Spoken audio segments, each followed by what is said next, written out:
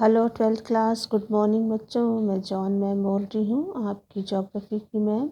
तो एक बार फिर से मैं आप सभी 12th क्लास के बच्चों का ज्योग्राफी ऑनलाइन क्लास में स्वागत करती हूँ। बच्चों, पिछले दिनों हम लोगों ने भूगोल प्रयोगात्मक पढ़ना शुरू किया है और उसका हम लोगों ने लेसन 2 यानी अध्याय 2 पढ़ रहे थे। ठीक है, क्या था आपका लेसन 2? आंकड़ों का प्रक्रमण, है ना। तो आंकड़ों का प्रक्रमण, इसका भाग 1 हम लोगों ने पिछले दिनों पढ़ा था। आज हम लोग इसका भाग 2 पढ़ेंगे। तो भाग 1 में हम लोगों ने कई चीज़ें पढ़ी थी, जिसमें हम लोगों ने केंद्रीय प्रवृत्ति के माप के बारे में पढ़ रहे थे। तो केंद्रीय प्रवृत्ति के जो है वो माप जो है वो 3 है। पहला माध्य है यानी मीन, दूसरा हम लोगों ने देखा था माध्यिका यानी मीडियन, और तीसरा हम लोगों ने देखा था बहुलक यानी मोड। तो हम लोग ने पहला शुरू किया था पिछले भाग में माध्य यानी मीन के बारे में। इसमें हम लोग ने देख लिया था माध्य क्या होता है। तो माध्य जो है वो वास्तव में जो सांख्यिकीय साधारण जो अंकगणितीय औसत होता है उसको हम माध्य के नाम से जानते हैं। माध्य के बारे में हमने देखा था कि माध्य जो है वो अवर्गीकृत आंकड़ों और वर्गीकृत आंकड़ों से माध्य की गणना की जाती है, और वर्गीकृत और अवर्गीकृत आंकड़ों से माध्य गणना करने की जो विधि है वो 2 है। एक है प्रत्यक्ष और दूसरी है अप्रत्यक्ष विधि। तो हम लोगों ने पहला विधि पढ़ रहे थे पिछले भाग में, अवर्गीकृत आंकड़ों की से माध्य की गणना प्रत्यक्ष विधि द्वारा। तो पिछले वीडियो में हम लोगों ने 2 एग्जाम्पल पढ़े थे, है ना, प्रत्यक्ष विधि और अप्रत्यक्ष विधि के द्वारा कैसे हम माध्य मालूम करते हैं। आज हम लोग इसी टॉपिक को आगे बढ़ाते हुए एक और उदाहरण, एक और एग्जाम्पल हम लोग देखते हैं, ताकि आपको और भी ज़्यादा आसानी से समझ में आ जाए कि माध्य क्या है। तो एक एग्जाम्पल हम लोग लेते हैं बच्चों।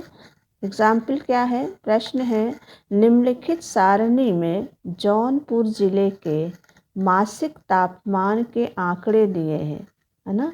इससे जौनपुर जिले का औसत तापमान प्रत्यक्ष व अप्रत्यक्ष विधि से ज्ञात कीजिए। तो हमारे पास आप देख सकते हो कि एक क्या है बच्चों, सारणी दी हुई है ना, और इस सारणी में जैसा ऊपर हेडिंग डला है जौनपुर ज़िले का तापमान, है ना। तापमान है तो हमेशा डिग्री सेल्सियस में ही क्या किया जाता है, उसको लिखा जाता है। तो हम इसको हमें प्रत्यक्ष विधि और अप्रत्यक्ष विधि दोनों से ही इस तालिका के या सारणी के आधार पर माध्य की गणना करनी है। तो यहाँ 12 महीने दिए हैं ना, दो कॉलम बने हैं। एक कॉलम में माह लिखा है और दूसरे में तापमान डिग्री सेल्सियस में। तो माह में जनवरी से लेकर पूरा दिसंबर यानी 12 महीने दिए हैं, और तापमान जो है वो अलग अलग महीनों का अलग अलग है। जैसे जनवरी में, है ना, 13 डिग्री सेल्सियस है, फरवरी में 16 है, मार्च में 21 है, अप्रैल में 27 है, मई में 32 यानी 32 है, जून में 34 यानी 34 है, जुलाई में 31 यानी 31 है, अगस्त में 30, सितंबर में 28 और अक्टूबर में 27 और नवंबर में 20 और दिसंबर में 14। तो ये हमारा तालिका या सारणी दी है। इसी सारणी के आधार पर हमको प्रत्यक्ष व अप्रत्यक्ष विधि से माध्य क्या करना है बच्चों, मालूम करना है। पिछले वीडियो में हमने आपको बताया था कि प्रत्यक्ष विधि से जब हम माध्य की गणना करते तो उसका जो सूत्र है, फॉर्मूला, वो अलग होता है। और अप्रत्यक्ष विधि से जब हम मालूम करते हैं, ज्ञात करते हैं माध्य, तो उसका सूत्र क्या है बच्चों, अलग है। तो इस सारणी का सबसे पहले हम माध्य ज्ञात करेंगे प्रत्यक्ष विधि से, फिर हम लोग करेंगे अप्रत्यक्ष विधि से। तो हम लोग एक तालिका इसके आधार पर एक सारणी और बनाते हैं, ठीक है। तो सारणी में हमने 3 कॉलम बनाए हैं। एक कॉलम में हमने माह यानी महीने लिखे हैं, मंथ लिखे हैं, और दूसरे में हमने लिखा है तापमान डिग्री सेल्सियस में, ठीक। और नीचे लिखा है, हमें 2 विधि से माध्य मालूम करना है। तो एक पहले में हमने लिखा प्रत्यक्ष विधि और दूसरे में हमने लिखा है अप्रत्यक्ष विधि। तो पहले हम प्रत्यक्ष विधि से मालूम करेंगे माध्य, और फिर उसके बाद अप्रत्यक्ष विधि से मालूम करेंगे। माह में हमने बच्चों 12 महीने यानी जनवरी से दिसंबर तक 12 महीनों के नाम लिख दिए हैं। अब पिछले तालिका में हम लोगों ने लिखा था ना, जो जनवरी में इतना तापमान था वो हमने लिख दिया, फरवरी में 16 था 16 लिख दिया, मार्च में 21, अप्रैल में 27, मई में 32, जून में 34, जुलाई में 31 और अगस्त में 30, सितंबर में 28, अक्टूबर में 27, नवंबर में 20 और दिसंबर में 14, ठीक है। तो ये हमने क्या किया, जो हमारी जौनपुर की तालिका दी हुई थी सारणी, उसमें हमने जैसे तापमान दिया था वैसे ही इस तापमान को वैसे ही लिख दिया है ना बच्चों। मंथ लिख दिया और सारा तापमान जैसा है वैसा ही मैंने लिखा है, इसमें कुछ घटाया या बढ़ाया नहीं है, ठीक है। अब क्या करना है, प्रत्यक्ष विधि में हम लोगों ने पिछले उसमें देखा था जो सूत्र क्या होता है। यहाँ हमने देखिए नीचे सूत्र लिखा है? तो पहला जो सूत्र है वो है हमारा सिग्मा एक्स, और दूसरा हमने लिखा व सिग्मा डी। तो सिग्मा एक्स जो होगा वो हमारा, सिग्मा एक्स का मतलब होता है जो हमारे जो मूल्य दिए हैं सारणी में उनका योग होता है, ठीक है। तो प्रत्यक्ष में ये होगा और अप्रत्यक्ष में ये होगा, है ना। सिग्मा डी किसका होगा योग, ये होगा हमारा अप्रत्यक्ष वाला, और सिग्मा एक्स किसका योग होगा, वो होगा हमारा प्रत्यक्ष वाला। और ये हमने लिखा है नीचे सूत्र, ये है sigma x n. Sigma x n जो है ये सूत्र है आपका प्रत्यक्ष विधि का, ठीक। अगर आपने पिछला वीडियो देखा है तो आपको पता होगा। और ये सिग्मा डी एन जो है ये सूत्र है आपका अप्रत्यक्ष विधि का। तो ये प्रत्यक्ष का सूत्र है और ये अप्रत्यक्ष का सूत्र है, ठीक है। तो सबसे पहले हम लोग प्रत्यक्ष विधि के द्वारा क्या करेंगे, माध्य ज्ञात करेंगे। तो प्रत्यक्ष विधि में हम लोग क्या करते हैं बच्चे, जितने हमारे पास संख्याएं दी होती हैं उन सभी संख्याओं का हम क्या कर लेते हैं, योग कर लेते हैं, टोटल कर लेते हैं। और टोटल करने के बाद जो आता उसको हम नीचे लिख देते हैं, ठीक है। प्रत्यक्ष विधि में टोटल किया और नीचे लिख दिया। उसके बाद हम जब हल करेंगे, सॉल्व करेंगे, तो सबसे पहले लिख देंगे प्रत्यक्ष विधि से माध्य की गणना। माध्य की गणना में इसका फॉर्मूला क्या है बच्चों, सिग्मा एक्स अपॉन एन, यानी सिग्मा एक्स बटे एन। तो सूत्र क्या हो जाएगा हमारा, एक्स बार, इसको हम क्या पढ़ते हैं, एक्स बार बराबर सिग्मा एक्स बटा एन, है ना, सिग्मा एक्स अपॉन एन। ये है हमारा प्रत्यक्ष विधि द्वारा माध्य की गणना करने का सूत्र, ठीक। अब जो x है उसकी हमने लिख दिया कि इसका मतलब क्या है, x बार का मतलब होता है, इस x बार का मतलब है माध्य यानी मीन। और इस सिग्मा x का मतलब क्या है, सिग्मा x का मतलब होता है सभी मूल्यों का योग। तो सभी मूल्य मतलब ये पूरा जनवरी से लेकर दिसंबर तक की जो संख्याएं हैं, मूल्य हैं, इनका योग। ये किसका मतलब होता है बच्चों, सिग्मा एक्स का। और एन का मतलब क्या होता है, एन का मतलब होता है कुल पदों की संख्या, यानी इस श्रेणी में जितने पद दिए, पद मतलब जितने संख्याएं दी हैं, कितने नंबर दिए, 1 2 3 4 5 6 7 8 9 10 11 12। तो ये हो जाएगा हमारा, यानी n बराबर, मतलब n का मतलब क्या है, कुल पदों की संख्या। तो कुल पद का मतलब जितने महीने उनको गिन लेना है हमको, और हमको उसको n की जगह लिखना है। अब जब इसको सॉल्व करेंगे, ये तो आपको सूत्र का मतलब समझ में आ गया। अब जब सॉल्व करेंगे तो x यानी माध्य जो है वो ऐसे उतार लेंगे, x बार ऐसे उतार लेंगे, बराबर, है ना। सिग्मा x कितना आया है, तो सिग्मा x हमारा ये वाला टोटल है, इसको हम सिग्मा x बोलते हैं। तो सिग्मा x हमारा कितना है, 293। तो सिग्मा x की जगह अब हम क्या लिख देंगे, 293 बटा क्या है बच्चों, n बटे n का मतलब ही हमने बताया कुल पदों की संख्या, यानी जितने महीने हैं उनकी संख्या हम गिनकर यहाँ लिख देंगे। और जब हम 12 से इसको 293 को डिवाइड करेंगे, विभाजित करेंगे, तो हमारी जो आंसर उत्तर आएगा वो होगा 24.41 यानी 24.41। तो ये 24.41 आंसर आएगा, यही हमारा क्या होगा बच्चों, x बार यानी माध्य। तो इस तरह से हमने प्रत्यक्ष विधि के द्वारा किसकी गणना कर ली, माध्य की गणना कर ली, यानी x बार की गणना की। तो समझ में आ गया। तो इसमें हम केवल जो संख्याएं दी हैं उनका योग कर लेते हैं, योग करने के बाद फॉर्मूला लिखते हैं, ठीक है। जो जिस फॉर्मूला में जिसका जो अर्थ होता है उसको उसकी जगह लिख देते हैं। जैसे x बार को हम ऐसे ही लिख देंगे, यानी माध्य को हम ऐसे ही उतारेंगे, बराबर भी ऐसे उतर जाएगा। सिग्मा x में मतलब होता है हमारा ये टोटल, इस टोटल को हम यहाँ लिख देंगे। और n का मतलब होता है जो कुल महीने हैं, कुल संख्याएं हैं, उनको गिन लेंगे और यहाँ लिख देंगे। और जब विभाजित करेंगे 12 से, तो जो आंसर होगा वही हमारा क्या हो जाएगा बच्चों, माध्य होगा, यानी मीन होगा। तो ये है प्रत्यक्ष विधि के द्वारा माध्य की गणना। अब चलते हैं, हम लोग पढ़ते हैं बच्चों अप्रत्यक्ष विधि द्वारा। हमने बताया था ना कि माध्य की गणना जो है वो प्रत्यक्ष और अप्रत्यक्ष दोनों विधियों से की जाती है। तो प्रत्यक्ष विधि हमने देख दिया। अब हम लोग देखते हैं अप्रत्यक्ष विधि से माध्य की गणना कैसे की जाती। तो सबसे पहले हम इस तालिका को पूरा करेंगे। कौन सी तालिका को, इस सारिणी को पूरा करेंगे। तो हमने यहाँ 3 कॉलम बनाए हैं ना, ये प्रत्यक्ष विधि वाला हो गया, और ये वाला कॉलम जो है हमारा अप्रत्यक्ष विधि का है।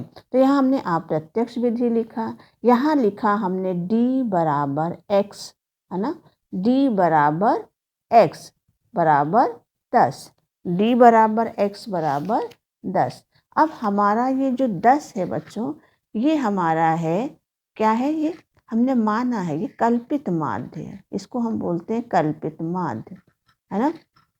तो जो हमारा d बराबर है यानी कल्पित माध्य है, इसमें से यानी जो ये हमारा 10 है इसको हम बोलते हैं कल्पित माध्य, एज्यूम मीन जिसको हम बोलते हैं। तो इस कल्पित माध्य को जो मानी हुई संख्या है, तो इसमें इसको हम क्या करेंगे, 13 में से 10 माइनस करेंगे, फिर 16 में से 10 माइनस करेंगे, फिर 21 में से 10 माइनस, और जो संख्या आएगी वो हम यहाँ लिखते जाएंगे। तो 13 में से 10 माइनस किया 3 आया, 16 में से 10 माइनस किया 6 आया, 6 आया, 21 में से 10 माइनस किया 11 आया, 27 में से 10 माइनस किया 17 आया, 32 में से 10 माइनस किया 22 आया, ठीक, 34 में से 10 माइनस किया 24 आया, 31 में से 10 माइनस किया 21 आया, 30 में से 10 माइनस किया 20 आया, 28 में से 10 माइनस किया 18 आ गया, ठीक, 27 में से 10 माइनस किया 17 आया, 20 में से 10 माइनस किया 10 आया, 14 में से 10 ये माइनस कर दिया तो 4 आ गया। तो ये हमारा क्या निकल गया, डिविएशन निकल गया, यानी विचलन निकला, है ना, यानी घटाया हुआ जो हमारा क्या है बच्चों, स्थिरांक, मतलब जो हमारा ये जो कल्पित माध्य है, इसमें से घटाने पर जो हमारी संख्या निकल आई, यही हमारा क्या कहलाया, डिविएशन कहलाया, यानी विचलन कहलाया। अब जब हमें ये संख्याएं प्राप्त हो गई, तो हम इन सब को क्या कर लेंगे, ऐड कर लेंगे, जोड़ लेंगे। जब जोड़ेंगे तो इसका योग कितना आएगा, 173 आएगा। कितना आ जाएगा इसका योग, ये हो जाएगा 173, यानी ये हमारा होगा सिग्मा डी। क्या हो जाएगा ये हमारा सिग्मा डी। तो सिग्मा डी बराबर हमारा कितना आ गया 173। अब ये तालिका हमारी पूरी हो गई। अब चलते हैं अप्रत्यक्ष विधि द्वारा जब माध्य की गणना की जाती है तो उसका जो सूत्र है बच्चों वो बदल जाता है ना।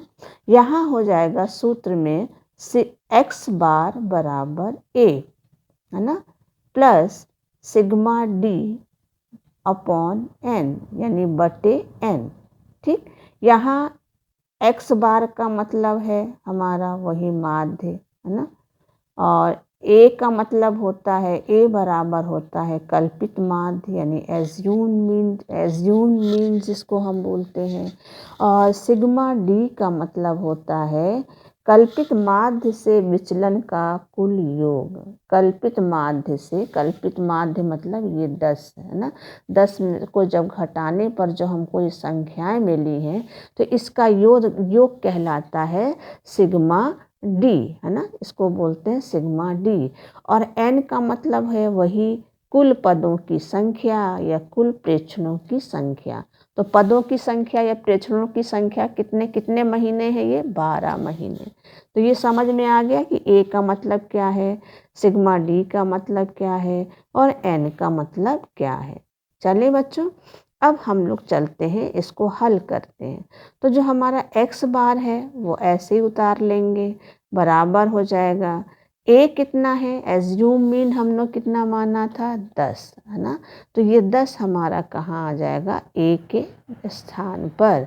फिर प्लस ऐसे ही उतार लेंगे। सिग्मा डी का टोटल कितना आया है 173, तो सिग्मा डी जहाँ है वहाँ हम अब क्या लिख देंगे 173।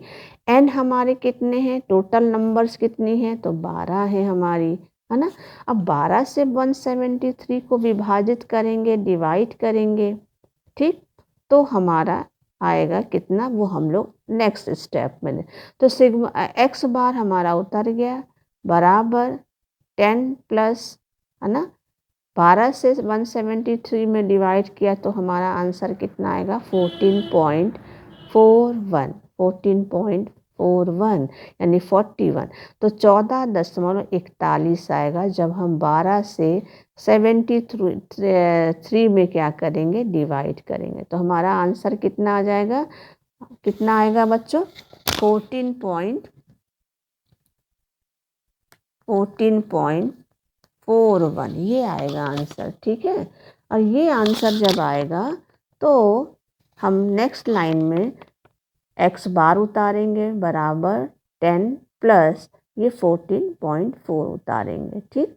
फिर उसके बाद नेक्स्ट स्टेप क्या होगा, हमारा x बार यानी माध्य बराबर 10 में 14.41 को जब जोड़ देंगे प्लस कर देंगे तो हमारा आंसर आएगा 24.41 यानी 24.41। तो ये जो 24.41 होगा ये हमारा क्या होगा माध्य होगा यानी x बार होगा।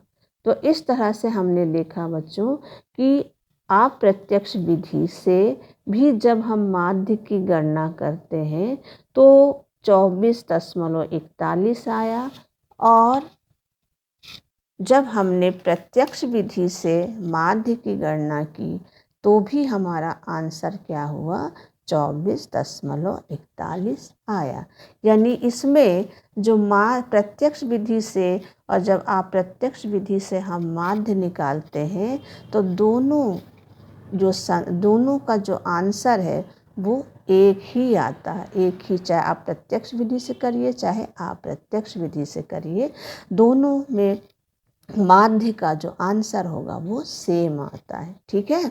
तो इस तरह से ये हो गया बच्चों अप्रत्यक्ष विधि द्वारा माध्य की गणना, और ये है हमारा प्रत्यक्ष विधि द्वारा माध्य की गणना।